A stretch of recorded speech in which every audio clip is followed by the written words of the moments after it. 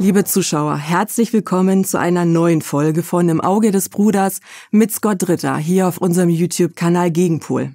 Mein Name ist Monique Stegemann und heute geht es um folgende Themen. NATO-Großmanöver in Europa, Vorbereitungen für einen Krieg gegen Russland, US-Vergeltungsschläge in Irak und Syrien, nur eine große Sound- und Lichtshow und Pekings wachsender Einfluss im Indo-Pazifik. Kann Washington Indien in einen Konflikt mit China verwickeln?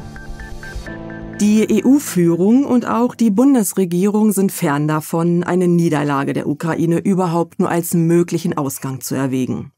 Brüssel hat jüngst weitere 50 Milliarden Euro an Finanzhilfen für die Ukraine beschlossen. Ein Großteil davon wird wohl aus Deutschland kommen. Das deutsche Verteidigungsministerium und auch die Bundeswehr signalisieren indes die Bereitschaft, noch mehr Rüstungsgüter an Kiew zu liefern und eine noch stärkere Rolle spielen zu wollen. Generalmajor Christian Freunding, der Leiter des Lagezentrums Ukraine, erklärte kürzlich, der Krieg werde erst enden, wenn die Ukraine gewonnen hat. Er sieht den Vorteil des Westens vor allem in einer technischen Überlegenheit der westlichen Waffensysteme. Nach seinen Worten übernehme Deutschland bereits eine Führungsrolle beim Aufbau der Luftverteidigung der Ukraine. Was sagst du zu diesen Argumenten? Gibt es diese Überlegenheit westlicher Waffensysteme? Welche Rolle spielen die EU und insbesondere Deutschland für die Fortsetzung des Krieges? You know, the West has, for some time now, NATO, the United States, Europe, operated under the notion that the key aspect to maintaining military supremacy was through technological superiority. And they've been, seeking to produce weapons that have, a high degree of complexity, that, give them range, give them accuracy, etc. But the conflict in Ukraine has shown that, large-scale ground warfare is more dependent upon mass and the ability to achieve, huge levels of destruction than it is through precision strikes. And the Western model has collapsed in the face of this new reality.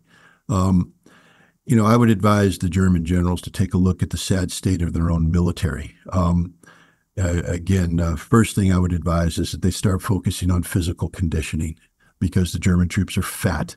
They're out of shape. They're incapable of engaging in combat. He himself might do well to stop writing ridiculous papers and making ridiculous statements and go to the gym, maybe put on a 90-pound backpack and go for a 20-mile march. Because if you do want to go to war with Russia, pal, if you stay in your desk, you'll die because the Russians have better weapons than you. Their technology is better than yours. They will target you and they will kill you, along with everybody else that hangs out in the headquarters. Your best chance of survival is to make it to the front lines and pray you don't get killed by Russian firepower so you have an opportunity to surrender. And maybe the Russians will show you mercy at that point in time. But this is literal fantasy land that NATO operates in. There's not a NATO military force capable of standing toe-to-toe with the Russians today. And all this talk about future potential, where was it? Wasn't Germany one of the nations that promised to deliver millions of artillery rounds to the Ukrainians? They have failed. Didn't Germany promise the magic intervention of the Leopard tank and the Martyr? Yes, they did intervene and they were destroyed and they continue to be destroyed. Germany has nothing that can change the outcome of what's going on in the battlefield today. And it's irresponsible for Germany to speak this way because, here's the reality. If NATO were to assemble the totality of its conventional military capacity and confront the Russians, there's only one outcome. If NATO wants to play that game, it represents an existential threat to Russia. And Russia will terminate the existence of NATO, of Europe, of Germany. Ukraine has lost this war. The reality is that you can't change this outcome. The other reality is it doesn't matter to you. Ukraine losing the war is the best thing that could happen to Europe, because then Europe will no longer be able to justify this kind of irresponsible posturing. Imagine for a second, Germany, if your government, instead of diverting billions of euros to a corrupt Ukrainian kleptocracy, to support a failing and failed military operation, invested it in its own people. Maybe you wouldn't have farmers in the streets. Maybe if you continued your subsidies of the farms, that your farmers wouldn't be protesting. Maybe you wouldn't have people paying through the nose for heating because the price of gas has gone out of control. Maybe you might have industrialized jobs because your factories wouldn't have fled. There's a lot of things that could have been done to save Germany and still could be done to save Germany. And instead of giving money away to the Ukrainians, you invested it amongst yourselves. And that's a lesson for all of Europe as well. You are a failing society. You are not what you used to be. Look in the mirror and understand that the reasons for your failure are your failed politicians. They have embarked on policies that have amounted to nothing less than national suicide. Stop blaming the Russians. The Russians are your only hope for salvation. What you need to pray for is that once this war ends, Russia will see fit to resume selling you the cheap gas that made your economic miracle possible to begin with. In den deutschen Medien werden Kriegs- und Militärthemen zunehmend populärer und positiver dargestellt. Häufig werden die deutschen Waffensysteme gelobt. Jüngst titelte etwa die Bild-Zeitung von einer deutschen Superwaffe, dem U-Boot U-36, welches auf Tauchfahrt mit einer Brennstoffzelle betrieben wird und von der Zeitung als eines der leisesten U-Boote der Welt beschrieben wird, das sogar Flugzeugträger versenken könne. Voller Stolz begleitete ein Bildreporter die U-Boot-Besatzung, begutachtete ihre Unterbringung und Versorgung und schreibt, sie trainieren für den Ernstfall, zu dem es hoffentlich nie kommt. Einen Krieg zwischen Deutschland und Russendiktator Putin. Was sagst du, Scott, zu der deutschen Superwaffe? Welchen militärischen Nutzen haben die deutschen U-Boote? Und sind die deutschen Besatzungen bereit für einen Krieg gegen Russland? Look, there is a role for quiet submarines. There's no doubt about that. If Germany has produced a quiet submarine, then congratulations. Go forth and sink a Russian aircraft carrier. Oh, they don't. The Russians don't operate that way, do they? Why did you produce a quiet submarine? You want to sink an American aircraft carrier? Or maybe one of the two British aircraft carriers that are stuck in a port because they can't leave because they don't work. The German submarine has no utility. What's its purpose? What does it accomplish? What I do know is that if it's not out in the ocean, it will be at port. It will be sunk at port. It will never leave the port. What I also do know is that if it does make its way into the sea, it'll be doing nothing until it has to return to port, in which case it will be destroyed. They better hope that the Russians don't send some of their quiet nuclear attack submarines to hunt them down and kill them. But it doesn't matter, because let me just put it this way. If that German submarine was ever unleashed in an armed conflict against Russia, there would be no Germany for it to come home to. I just want to reiterate that point. For all the people out there who are glamorizing the German remilitarization. You lost World War II. Don't forget that. You shouldn't be looking to the military because it doesn't lead anywhere good for Germany. You tried it twice in 1 century. You got beat both times. Now, if you want to do it again this century, not only will you be defeated, but you will be annihilated. There won't be a Germany.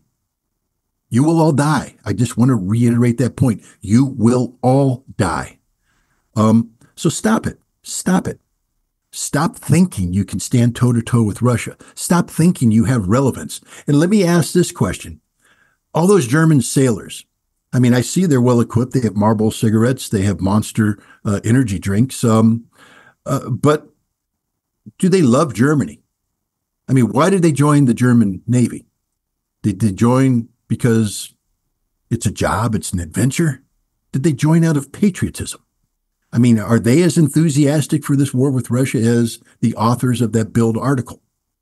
My understanding is that there's not a large number of German men and women of military age that are proud of the flag that's sewn onto that shoulder, that are willing to die for that flag. How many Germans right now are willing to stand up and say, I believe in Germany, I'm ready to fight and die for Germany? And the answer is not too many, not too many. They believe in a paycheck. They believe in Europe, whatever Europe stands for. They believe in the soft life, the easy life. They believe in, 14 days of vacation a year. They believe in healthcare. But I don't think they believe in dying for a cause they can't even articulate. What is Germany? Is it a cause worth dying for? And that's the real question. Because you can build all the submarines you want. You can build all the tanks you want. You can build all the airplanes you want. But unless they're staffed with hard men ready to make the hard choices, to engage in hard combat and lay their lives down for a cause, you're just building stuff that's going to be destroyed. And that's the reality. All of Germany's military will be destroyed, along with all of Germany. That's something for the German people to think about. In den deutschen Medien wird das vor kurzem gestartete Großmanöver der NATO Steadfast Defender 2024 in hohen Tönen gelobt. Die NATO zeige damit ihre Verteidigungsbereitschaft gegen Russland. In ihrer Außendarstellung geht die NATO sogar weiter und inszeniert eine unmittelbare Bedrohung durch Russland und einen Krieg, der in den kommenden Jahren wohl unausweichlich werde. Mitte Januar rief der Vorsitzende des NATO-Militärausschusses Admiral Rob Bauer die Bürger der NATO-Staaten dazu auf, sich für einen Krieg gegen Russland vorzubereiten. Dazu gehören das Horten von Wasser, Lebensmittel, Batterien und so weiter, um nach Bauers Worten die ersten 36 Stunden überleben zu können. Russland hingegen spricht von einer einseitigen Eskalation der NATO und unterstellt dieser, den Weltfrieden zu gefährden. Was sagst du zu dem NATO-Großmanöver in Europa? Was sagt es über die militärische Stärke der NATO aus? Und hat Admiral Bauer recht? Müssen sich die Bürger versorgen für einen kommenden Krieg gegen Russland? Well, let's just again start off with the fact that if there is a war between NATO and Russia, 36 hours, you think you're going to be alive 36 hours? What I would advise is you buy a bottle of really good whiskey, and maybe you'll have a chance to pour one shot and drink it. Or if you're German, schnapps. You guys seem to like schnapps, so get the schnapps. Whatever floats your boat. A good Pilsner, maybe a nice Hefeweizen, but something that you can bring a glass up and take a sip, because that's all the time you got. Then you'll be dead. So forget 36 hours hoarding water, food, and all that. Guys, a war with Russia means the termination of civilization. Your civilization. All the things that you hold dear will be gone. So Bauer is wrong. He's the most dangerous man in Germany today, and he should be terminated from his job with extreme prejudice, never allowed to hold military office, and indeed forced into retirement where he can be shuffled off to some, village where maybe his life passion of Volksmarching might bring, do him well. But no, he's insane, literally insane. This exercise, 90,000 people. But first of all, understand that it's spread out over many months. It's not like they're bringing 90,000 battle-hardened warriors to one place to show those dirty Russians how resolute NATO is. It's spread out over many different exercises. Back in 1988, when NATO was actually a real military alliance, the Germans actually had an army that could fight, and America was practicing sending 300,000 men in an exercise called Reforger to reinforce the 300,000 we already had in Germany. That makes 600,000, guys. That's just Americans alone. 600,000. We'd also deploy thousands of tanks because we were ready for large-scale ground combat. This 90,000, how many tanks are involved in this? 130. That's it. That's a brigade. So what is NATO showing Russia? That they can mobilize a brigade. The Russians are losing sleep as we speak. I think the Russian military is preparing articles of surrender, and they're just so intimidated by NATO's great show of force. The other interesting thing is one of the ships that was supposed to participate in this 90,000 strong exercise, and the vast majority of that 90,000 come from the naval component, 50 ships, etc., was a British aircraft carrier, the Queen Elizabeth. But it can't participate because its propeller's broken. It's stuck in port. So we have to subtract the thousands of British crew members from that ship. So it's not 90,000 anymore. It's less than that because they can't participate. This is a joke exercise. What it does will show the weakness of NATO because the primary function of this exercise is logistics in nature. One of the scenarios that's being exercised is how to push a military force from Norway across Sweden into Finland to reinforce Finland in case of a war with Russia. What they're going to find out is they lack the infrastructure to do this. And how do you sustain this force? Let's say in the exercise, you're able to push, a couple hundred, maybe 1,000 troops into Finland. To fight Russia, you need hundreds of thousands. You need millions of gallons of fuel. This means that you need a line of communication that's capable of sustaining heavy vehicular traffic. That doesn't exist. The fuel doesn't exist. The vehicles don't exist. This is a joke of an exercise. What it's doing is showing Russia how weak NATO is. But NATO has self-hypnotized themselves. They've looked in the mirror and they've convinced themselves that they're somehow strong and powerful. No, they're weak and pathetic. Lass uns auf den Nahen Osten schauen. Vergangene Woche haben die USA mit ihren Vergeltungsschlägen im Nahen Osten begonnen. Washington bombardierte zahlreiche Stellungen von angeblich pro-iranischen Rebellengruppen in Irak und Syrien, die aus US-Sicht für die Zerstörung der US-Militärbasis Tower 22 Ende Januar verantwortlich sein sollen. Zeitgleich griffen die USA und Großbritannien erneut zahlreiche Ziele der Houthi im Jemen an. US-Präsident Joe Biden kündigte an, das alles sei erst der Anfang gewesen. Du, Scott, hast hingegen auf X die US-Angriffe im Nahen Osten als eine bloße Sound- und Lichtshow bezeichnet, die rein gar nichts verändern werden. Was genau meinst du damit? Welchem Zweck dienen die US-Angriffe im Nahen Osten? Sind sie ein Zeichen der Stärke der USA oder nicht?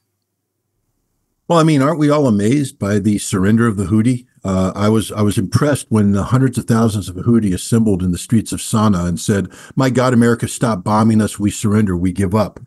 The free transit of shipping through the Red Sea right now is amazing, isn't it? How the economies of the world have suddenly come up.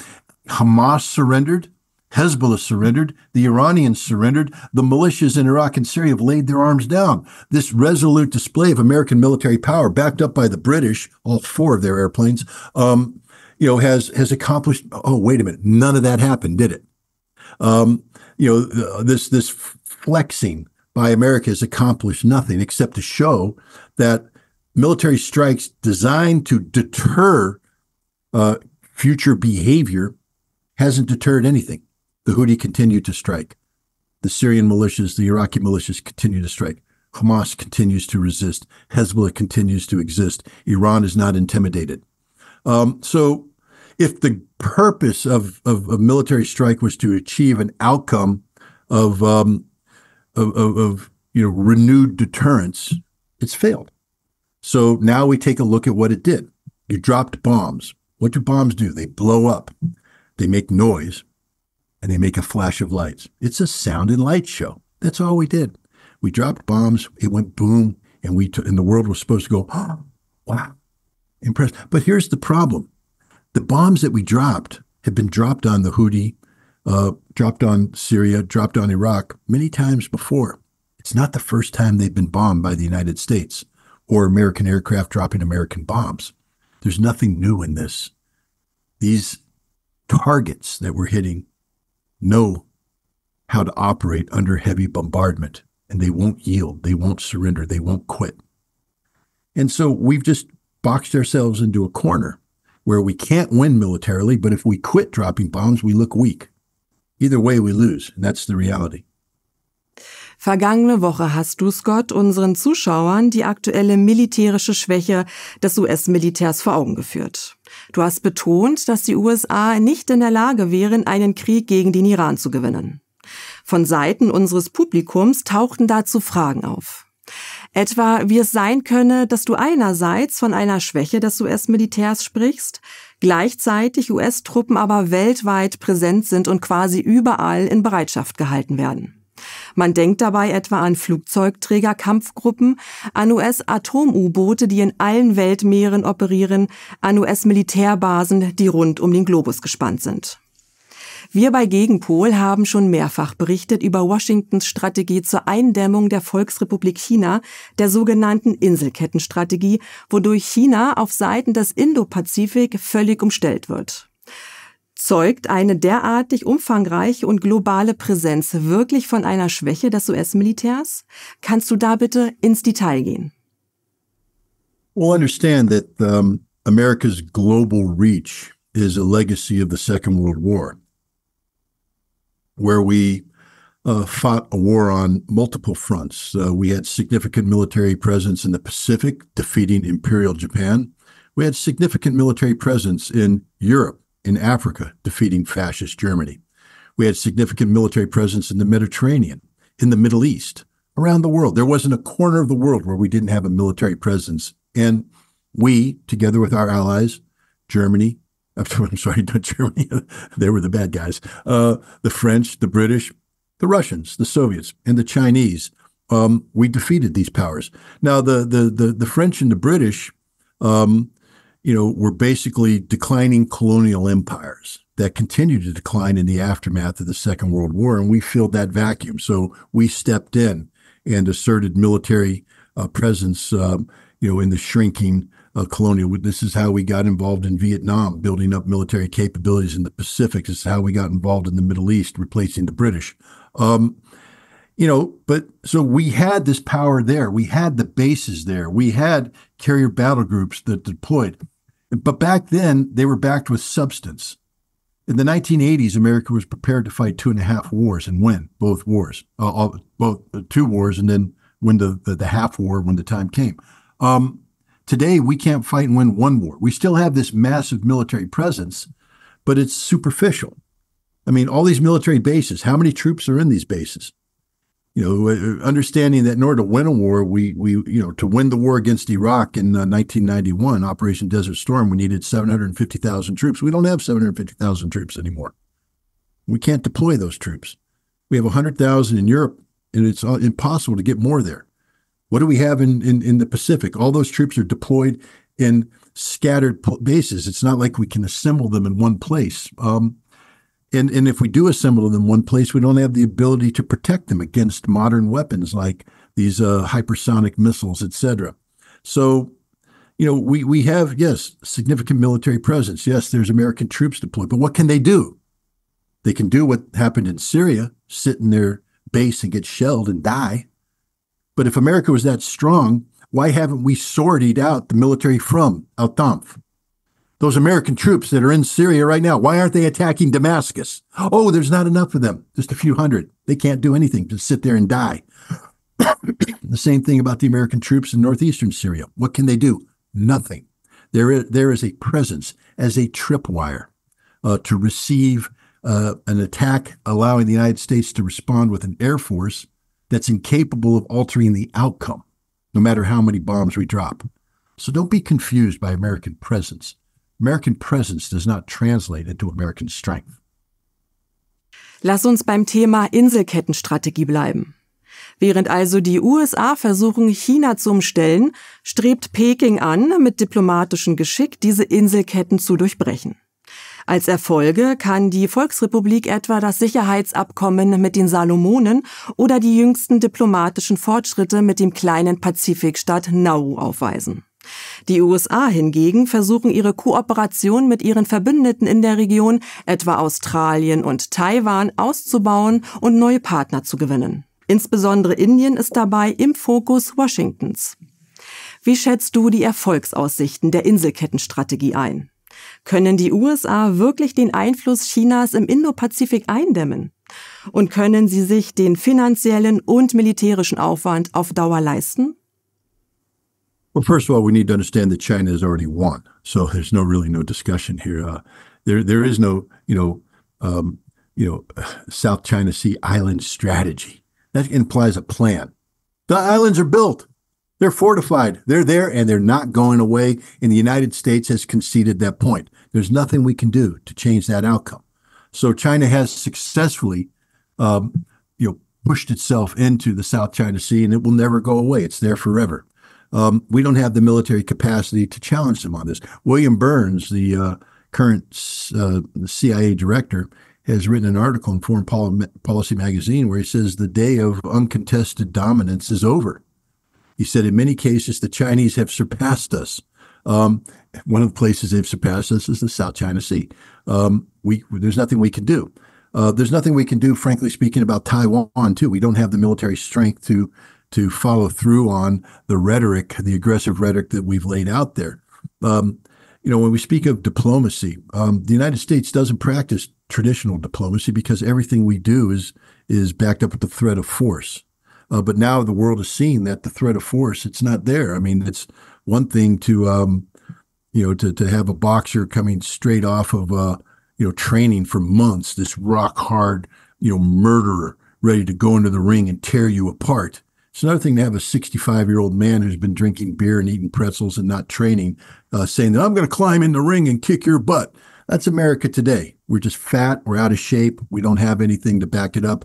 And if we step into the ring, the Chinese fighter, who is well conditioned and trained, will just knock us out. This is the fact. We have some economic strength left, and we are leveraging that through the threat of sanctions. Again, that's not diplomacy. Understand that. Diplomacy is the art of sitting down at a table and getting people to do things because they want to do it, because it's in their best interests, to have compromises so that both sides benefit. America doesn't practice diplomacy. We go there, we threaten, we cajole, and we say, if you don't do what we want, we will sanction you. And India right now feels very vulnerable to sanctions. And so India is starting to have discussions with the United States. But in the long run, the American approach is unsustainable. And India will once again be confronted with the reality that it's better served by being a member of BRICS, by being a member of the Shanghai Cooperation Organization, by working with China and Russia peacefully than trying to be turned into a tool of the United States to confront Russia and China. Because a war solves nothing. India knows this, and China knows this. America apparently doesn't understand that, because when we fight a war nowadays, we want other people to die for our cause. Witness Ukraine. So, the United States today in the Pacific, we have no counter to the Chinese. The Chinese are winning diplomatically. They've already won militarily. But more importantly, they're dominating economically. And economics is the driving factor for all this. I think there's reports coming. Look at Australia. They used to have prime ministers that would echo America's rhetoric about China. But now their prime minister is traveling to China because he recognizes that he can't survive without China. I mean, the irony of Australia recognizing that they have to maintain solid economic relations with China or die, at the same time that their military is working with the United States to cut off strategic lines of communication or defend them. Now, the strategic lines of communication they want to cut off or defend are the economic lifeline that connects Australia with China.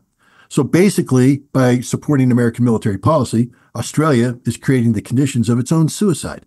It's like having the United States say, weave the rope, put the rope around your neck, step up on this chair, and now kick the chair out from underneath you. There, we've saved you from yourself. No, this is stupid. Australia's committing suicide. So too are Japan and South Korea. Eventually, they will recognize this. There's nothing they can do to change the reality that North Korea is there to stay. North Korea now has, relations with Russia, with China. Their economy is going to thrive. I guarantee you that in 5 years, when you take a satellite photograph of the Korean Peninsula today, the West brags, look how dark Korea is at nighttime. There is no electricity. Take that photograph in 5 years, you're going to see a North Korea lit up, because there is nothing but economic advancement coming their way. Not because the West wants to help them, but because they've given up on the West, and instead they're embracing Russia and China, both economies of which are thriving and will continue to thrive. Der Aufstieg der BRICS, die ja quasi ein Motor der aufkeimenden multipolaren Weltordnung sind, stellen eine enorme Herausforderung für die USA und den Westen insgesamt dar. Und so sucht Washington nach Möglichkeiten, Risse innerhalb der BRICS zu finden. Dabei spielt die Rivalität zwischen Indien und China eine besondere Rolle. Wie im Falle Chinas wächst auch der Einfluss Indiens im Indopazifik. Und so hofft Washington offenbar, dass beide Seiten sich dort, wie auch in den noch offenen Grenzfragen in Kaschmir, in einen Konflikt verzetteln könnten. So lässt sich auch die jüngste Auseinandersetzung um die Malediven verorten, die nach dem Wahlsieg von Präsident Mohamed Muizzu einen pro-chinesischen Kurs eingeschlagen haben. Wie schätzt du die geostrategische Lage im Indopazifik ein? Droht ein militärischer Konflikt zwischen Indien und China in den kommenden Jahren? Und wie stark ist das indische Militär? Könnte es China Paroli bieten? There's always, when two nations have large military establishments that are predicated to a certain degree on both sides by the possibility of conflict against one another, meaning that China views India as a potential threat and the Chinese military prepares for potential conflict with India, and India views China as a potential threat and prepares for conflict. When you have that situation, there's always a chance for a war to break out. So it is a very dangerous situation. But understand this: a lot of these, the discussion that you talk about comes from a Western perspective that's driven by an American narrative. The American narrative is always conflict-oriented. That's the only way we know how to resolve things. We don't do diplomacy. We don't know how to economically, peacefully coexist. It's all about war, especially now we talk about hybrid war. We talk about proxy war. And so, yes, the United States is trying to create the conditions where China and India, bog themselves down in a mutually destructive war against one another. China is not seeking to be the next United States. They are not posturing themselves to be a regional or global hegemon. And eventually India will recognize this reality that the best way forward for both nations is through peaceful coexistence. And they will find the mechanism to do that, because China, I don't believe, is going to allow itself to fall into a trap where it gets bogged down in a very bloody, costly conflict with India. China's global strength comes from stability that is engendered by this robust economy that they have. A war is destabilizing; it would undermine China's economy, and so they would lose all the strength that they have. William Burns didn't say that China challenges the United States militarily. They said China has surpassed the United States in terms of its global economic potential. So why would China do anything that throws that advantage away? China's not looking for a war, and they will do whatever is necessary to avoid a war. And because China will make the appropriate measures to deconflict, I think that India, will not fall into the trap of trying to pursue armed conflict with China. So I think, yes, you read these things in the Western media that talk about the potential of Indian-Chinese conflict. But if you go to China, and even if you go to India, and you see neither side wants a war, both sides recognize how destructive a war would be, and both of both nations practice diplomacy, and their diplomats are sitting down to resolve these issues. And I think that's the direction that the region's going to take. Liebe Zuschauer, wir sagen herzlichen Dank an Scott Ritter für seine Zeit und umfassenden Analysen. Und auch an euch, wie immer, vielen Dank fürs Zuschauen. Wenn euch die Sendung gefallen hat, teilt unser Video breit in den sozialen Medien und abonniert unbedingt unseren Kanal Gegenpol. Folgt uns auch auf den Plattformen Odyssey und X, ehemals Twitter. Und wenn ihr Fragen habt, die wir unbedingt mal an Scott Ritter stellen sollen, dann schreibt sie uns in die Kommentare. Ich sage Tschüss und bis nächste Woche bei Im Auge des Bruders mit Scott Ritter.